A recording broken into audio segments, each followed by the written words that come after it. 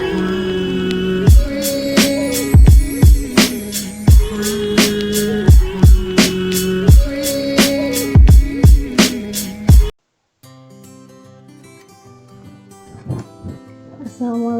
warahmatullahi wabarakatuh.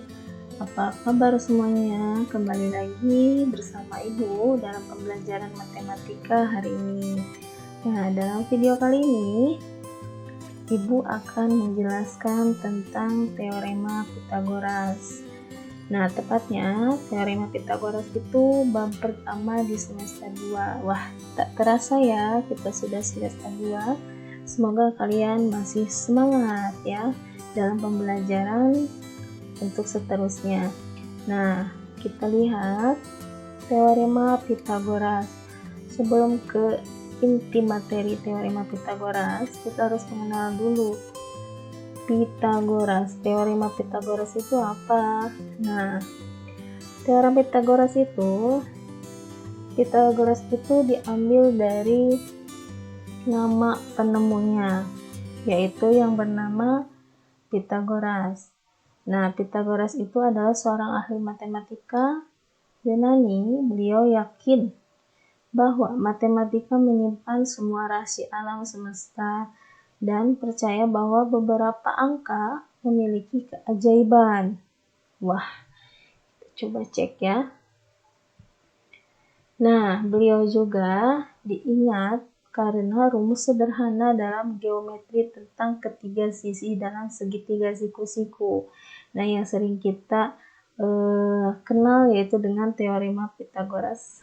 Nah, di sini coba kalian amati videonya. Ibu akan putar di sini videonya.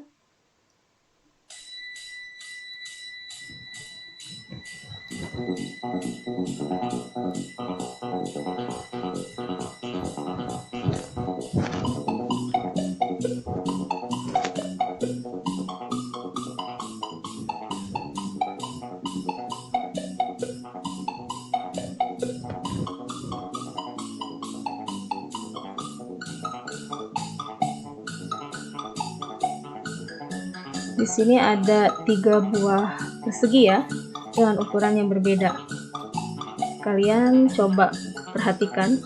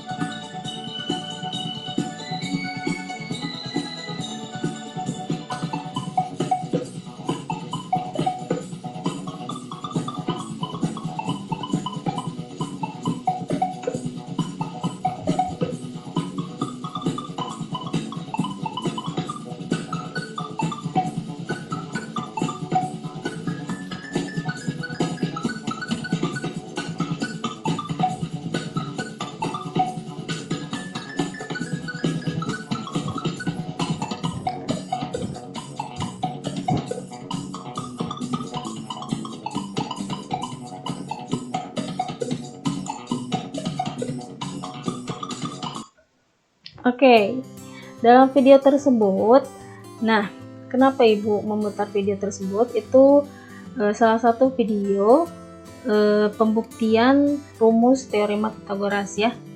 Nah, jadi kalian bisa lihat dalam video tersebut buktinya. Itu salah satunya. Nah, masih ada bukti-bukti yang lainnya. Kalian boleh kreatif lihat di googling ya. Lihat di Google, lihat di YouTube gitu ya, pembuktian-pembuktian yang lainnya. Nah, ini salah satunya.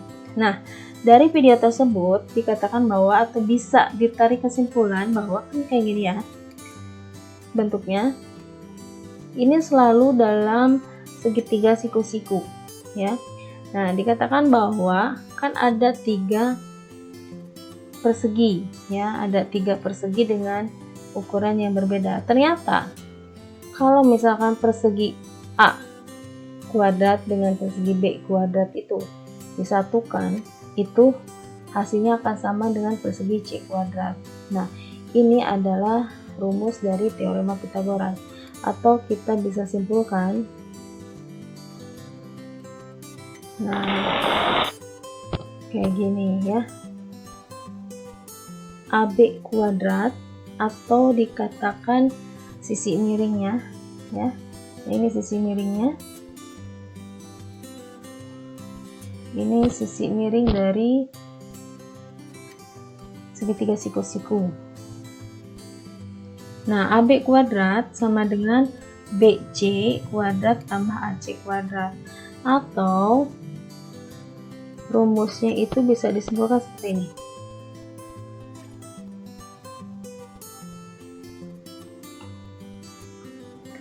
Atau rumusnya kayak gini, C kuadrat sama dengan A kuadrat plus B kuadrat.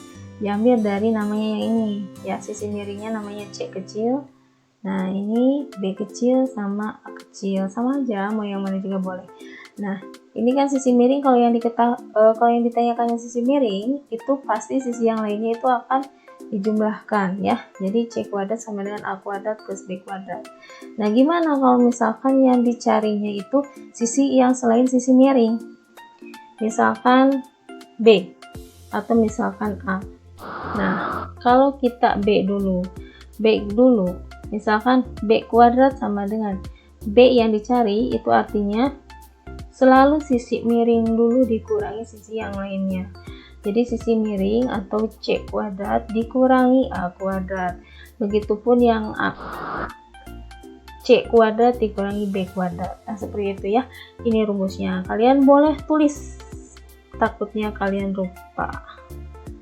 Oke, kita lihat ke contoh biar lebih paham ya. Nah, ini ada sebuah segitiga siku-siku DF. Segitiga DF, siku-siku di titik D, betul ya? Ini titik D-nya, ini siku-sikunya. Diketahui panjang DE-nya itu 3 cm. Kita tulis di sini. DE-nya itu 3 cm. DF-nya itu 4 cm. Hitunglah panjang EF. Penyelesaiannya, kita lihat EF itu adalah sisi miring. Tadi ingat lagi, kalau misalkan yang ditanyakannya sisi miring, itu pasti sisi yang lainnya dikuadratkan lalu dijumlahkan ya. Nah, contohnya kayak gini. EF kuadrat sama dengan DE kuadrat tambah DF kuadrat. Betul kan? DE kuadrat ditambah DF kuadrat. Nah, kita tinggal masukkan angka-angkanya. Itu artinya 3 kuadrat ditambah 4 kuadrat. Gampang ya, kalau 3 kuadrat itu hasilnya adalah 9. 4 kuadrat hasilnya 16, kita jumlahkan hasilnya 25. Nah, 25 kan ini hasilnya. Berarti ini masih EF. Kalau EF pangkat 2 ya. Kalau mencari EF itu artinya tinggal diakarkan saja 25. Maka akar 25 adalah 5 cm. Jadi panjang EF-nya adalah 5 cm gitu. Oke, ini contoh berikutnya. Pada gambar di bawah ini, hitunglah panjang sisi PR. Sama sih sebenarnya kayak contoh yang pertama, cuman ini yang dicari adalah sisi PR. Nah, ini. Nah, berhubung ini bukan sisi miring, ingat lagi rumus yang tadi yang sudah Ibu kasih. Kalau bukan sisi miring itu artinya kita tinggal kurangi saja yang panjang dengan yang pendek sisinya ya. Misalkan di sini PR. Nah, kita jawab di sini PR kuadrat sama dengan yang lebih panjang adalah QR kan. selalu sisi miring dulu. QR kuadrat dikurangi PQ kuadrat. Kita tinggal masukkan aja bilangan-bilangannya ya. Jadi 13 kuadrat dikurangi 5 kuadrat, maka 13 kuadrat itu kan 169 dikurangi 5 kuadrat adalah 25. Ini hasil pengurangannya adalah 144. Nah, ini masih dalam posisi PR pangkat buap. Nah, kalau yang dicarinya PR saja, itu artinya yang kuadrat ini berubah menjadi akar. Akar dari 144 adalah 12, maka jawabannya adalah 12. Oke, kita next ke contoh selanjutnya. Nah, di sini sebuah persegi panjang memiliki panjang 16 cm dan lebar 12 cm. Panjang diagonal persegi panjang tersebut adalah, kita coba gambar terlebih dahulu persegi panjangnya. Itu untuk mempermudah kita dalam menyelesaikan masalahnya. Kita coba di sini munculkan. Di sini misalkan persegi panjangnya kita gambar, ada namanya ya. Boleh nih namanya bisa ABCD atau enggak EFGH. Nah, Ibu coba PQRS ya. Di sini dikatakan dalam diketahuinya panjangnya 16, sudah ada di sini. Lebarnya 12. Yang dicari adalah diagonal. Ingat ya, diagonal itu dari sini. Ini diagonal atau PR. Nah, kita lihat di sini. PQR ini segitiga siku-siku ya. Siku-siku diki, maka untuk mencari PR, ini kan sisi miring. Berarti PR kuadrat sama dengan, kalau sisi miring yang dicarinya itu artinya tinggal digunakan aja 16 kuadrat ditambah 12 kuadrat. Lanjut. Nah, 16 kuadrat itu artinya 256 ditambah 12 kuadrat itu artinya 144. Nah, 256 tambah 144 ada 400 ya. Ini belum selesai, ini baru PR pangkat 2. Nah, kalau kita cari PR, kita tinggal akarkan 400. Akar 400 gampang ya, ini langsung aja 20. Nah, maka diagonalnya adalah 20 cm. Gitu. Oke, dulang. Kita lihat di sini. Ada sebuah contoh soal cerita juga ya. Sebuah kapal berlayar sejauh 15 km ke arah utara, kemudian berbelok ke arah timur sejauh 36 km. Hitunglah jarak dari titik awal keberangkatan kapal ke titik akhir. Oke, di sini udah ada ilustrasinya. Ini misalkan ada sebuah kapal berlayar sejauh 15 km ke arah utara. Ingat ya, utara. Utara berarti ke atas ya. Terus berbelok ke arah timur, berarti ke kanan. Oke, kita ilustrasikan, berarti kurang lebih kayak gini. Nah, yang dicari jarak titik awal keberangkatan kapal ke titik akhir. Ini kan titik awalnya di sini, ya. Jadi sini titik awalnya, akhirnya ada di sini. Kita tarik, akan membentuk sebut siku-siku di sini. Ya. Nah, jarak dari titik awal ke titik akhir ini akan membentuk sisi miring. Kita namakan aja C. Maka sisi miring yang dicarinya ini pasti ditambah ya. 15 kuadrat ditambah 36 kuadrat. Dari mana ini? Dari sini. Jaraknya dikuadratkan baru dijumlahkan. 15 kuadrat itu artinya 225 ditambah 36 kuadrat 1296. Kita jumlahkan, maka hasilnya adalah 1521. Nah, ini masih C kuadrat, maka untuk mencari C, sama dengan akar dari 1521. Nah, ini ribuan. Ingat lagi pertemuan sebelumnya sudah Ibu kasih cara cepat menyelesaikan akar kuadrat. Yang pertama, di sini kita penggal 2 angka dari belakang atau coret 2 angka dari belakang, sisa 15 ya. Ingat lagi ya, angka 1 sampai 10 dikuadratkan yang hasilnya mendekati 15. Oke, kita tulis ulang di sini. 1 kuadrat 1 ya, 2 kuadrat 4, 3 kuadrat 9, 4 kuadrat 16, 5 kuadrat 25, 6 kuadrat 36, 7 kuadrat 49, 8 kuadrat 64, 9 kuadrat 81. Oke, 10 fix 100. Nah, dari 1 sampai 10 yang dikuadratkan hasilnya mendekati 15. Jelas ini ya.